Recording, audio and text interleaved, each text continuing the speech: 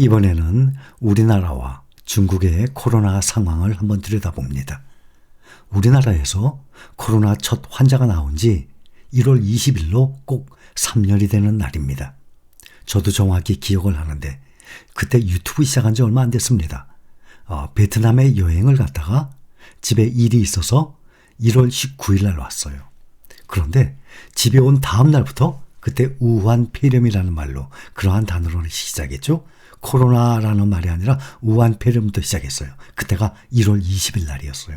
그래서 꼭 3년이 되는 날입니다. 우리나라의 코로나 누적 확진자 수가 23일 어제 0시 기준으로 3천만 명을 넘었어요. 3천만 8,756명입니다. 3천만 명을 넘었으니 전 세계의 7번째예요. 누적 사망자는 3만 3,235명. 누적 사망자는 전 세계의 34번째입니다. 확진자는 전 세계 7번째고 사망자는 전 세계 34번째입니다. 그렇다면 우리나라 국민 5명 중에 3명이 걸렸다는 통계예요. 그렇다면 5명 중에 3명, 10명 중에 6명이죠. 그러면 약 60%입니다. 평균적으로 보면 여러분들 중에서도 5명 중에 3명 걸렸다는 것 아닙니까? 저도 10월 초에 검사를 안 해봤지만 코로나로 생각을 합니다. 저는 그 덕분에 담배를 끊었어요. 여러분들 코로나 담배 피시는 분들 중에서 코로나 걸렸던 분들 담배 끊을 수 있는 기회였는데 그 기회를 그냥 흘려보냈습니다. 저는 애연가였습니다.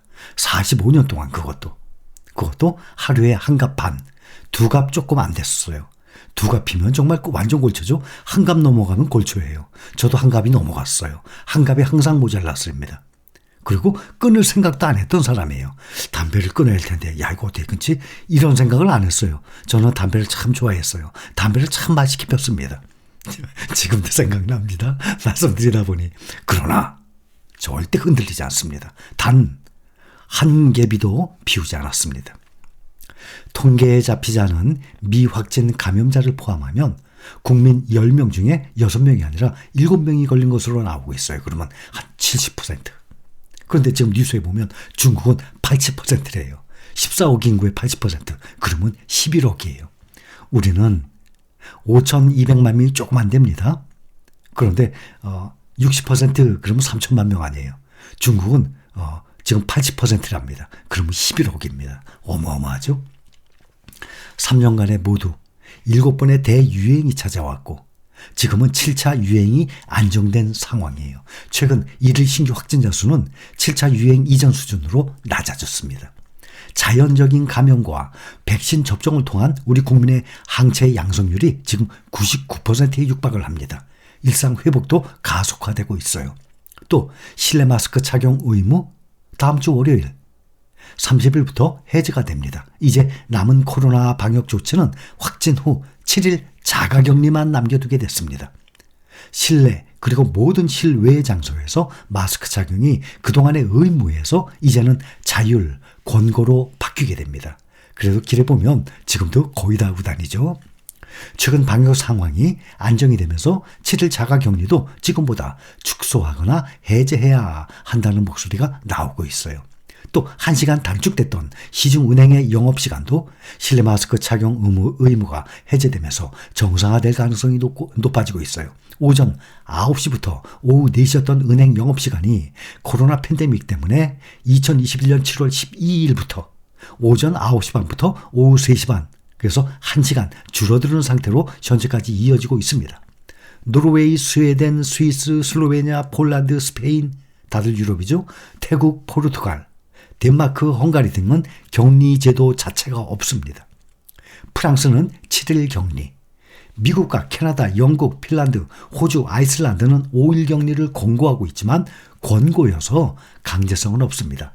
우리나라와 마찬가지로 7일 격리 조치를 의무로 시행하는 국가는 일본, 싱가포르, 터키죠, 튀르키예, 뉴질랜드, 벨기에, 체코, 아일랜드 등이 있어요. 이제 정부가 가장 마지막에 해제할 방역 조치라고 했던 실내 마스크 착용 의무를 권고로 전환한 것 역시 방역 상황이 그만큼 통제가 가능한 수준이라고 판단하고 있습니다. 이에 따라서 실내 마스크 착용 의무도 풀릴 만큼 7일 격리 조치 동의도 조만간 또 급물살을 탈 가능성이 있습니다. 이번에 중국을 보면 중국은 11억 명 이상이 이미 코로나에 걸렸다는 당국자의 발언이 나왔습니다. 감염률이 80%를 넘었기 때문에 가까운 시점에 대규모의 2차 파동이 발생할 가능성은 이제 작다는 설명이에요. 중국 질병예방통제센터의 전염병학 수석 전문가가 21일 중국 소셜미디어 웨이보에 올린 글에서 인구의 약 80%가 이미 감염됐기 때문에 2, 3개월 안에 전국적으로 비교적 큰 규모의 감염병 파동이 나타날 가능성은 매우 작다라고 말을 했어요. 아주 다행입니다. 춘제 연휴에 많은 사람이 이동하면서 감염병이 확산하고 일부 지역은 감염자가 증가할 수 있다면서도 전국적으로는 이제 절정을 지났고 중소도시도 발생 하락 추세에 있다고 강조를 했습니다. 제로 코로나로 불리는 강력한 통제 정책 3년 동안 유지했죠. 지난해 말 갑자기 위드 코로나로 전환을 하면서 정부와 관변 전문가들이 코로나를 이제는 감기 정도로 취급을 하니까 중국인들의 정부에 대한 신뢰가 추락을 했어요. 3년 동안 꽁꽁 묶을 때는 정말 이거 걸리면 죽는 거예요. 그렇게 심어놨다가 이제는 위드 코로나로 전환하면서 이거 감기 정도밖에 안 돼. 이 정도로 돼버리니까 이 정부에 대한 신뢰가 추락을 했죠. 중국 국가통계국이 집계한 지난해 말 기준 중국 인구는 14억 1175만 명. 그러면 이 중에 한 코로나로 175만 명이 만약에 죽는다 하면 14억 1000만 명. 거기에 80%면 11억 명이 넘는 겁니다. 이제 누적 감염률은 약 64%. 감염자 수는 9억 명으로 추산을 했었어요. 얼마 전에까지만 해도. 근데 그게 더 늘어난 것이죠. 전 세계 인구 80억 명 중에 중국과 인도 인구 각각 14억 명을 넘어섰어요.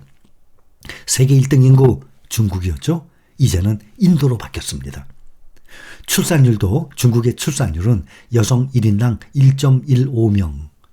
인도 출산율은 5.7명이었어요. 몇십 년 전에. 현재 2명으로 급격하게 하락을 했지만 중국보다 하락 속도는 느립니다. 우리는 한 명이 안 되죠. 0몇 명 나오죠. 중국이 세계 1위 인구 대국을 드디어 인도에게 물려줬다는 기사가 나왔습니다. 작년 말 기준에 블룸버그는 인도 인구가 14억 1,700만 명. 또 다른 또 조사 보면 14억 2,800만 명. 그래서 중국은 14억 1,000만 명이니까 중국을 넘어섰습니다. 또 전체 인구의 평균 연령이 중국보다 인도가 10살, 10년 정도 낮아요. 그러니 경제활동 인구가 그만큼 많다는 뜻입니다. 또 인도는 중국이 미국과 무역전쟁을 벌이고 이 제로 코로나 정책 고수하는 사이에 아주 좋은 기회를 잡았습니다. 실제로 글로벌 공급망에서 중국을 배제하려는 서방권의 움직임 속에 애플이 또 상당수 생산시설을 인도로 옮겼어요. 애플뿐만이 아니라 인도, 베트남 쪽으로 많은 공장들이 이전을 하고 있는 상황이에요. 중국에 뒤지지 않는 인구와 시장을 보유한 인도가 이 가진 강력한 무기는 바로 노동력 아니겠습니까? 한편 2022년 기준 우리나라 인구는 5,162만 명, 5,200만 명이 좀 안 되죠?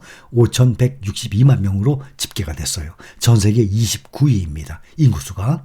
2070년 되면 그 29위가 79위로 더 하락을 할 것으로 보입니다. 인구가 점점 줄어드니까. 11억 명이 이미 감염됐다는 것은 중국이 집단 면역을 상당 부분 달성했다는 것입니다. 집단 면역, 이거 아주 중요합니다. 그래서 이에 따라서 중국의 리오프닝이란 말 많이 하죠. 경제활동이 재개되는 거예요. 리오프닝, 예상보다 빨리 속도를 낸 전망으로 보고 있습니다. 글로벌 기관과 금융회사의 상당수는 중국 경기가 1분기까지 전염병 확산으로 위축된 후 2분기부터 크게 반등할 것으로 예상을 하고 있습니다. 오미크론 변이의 치명률을 감안을 해보면 11억 명 이상의 감염으로 인해서 코로나 사망자가 당국의 공식 발표보다 훨씬 많을 것이란 분석이 나오고 있어요. 치명률 0.1에서 0.2% 치명률을 대입해보면 최소 110만 명이 중국에서 사망했을 것이라 추정을 할 수 있습니다. 자, 여기까지입니다.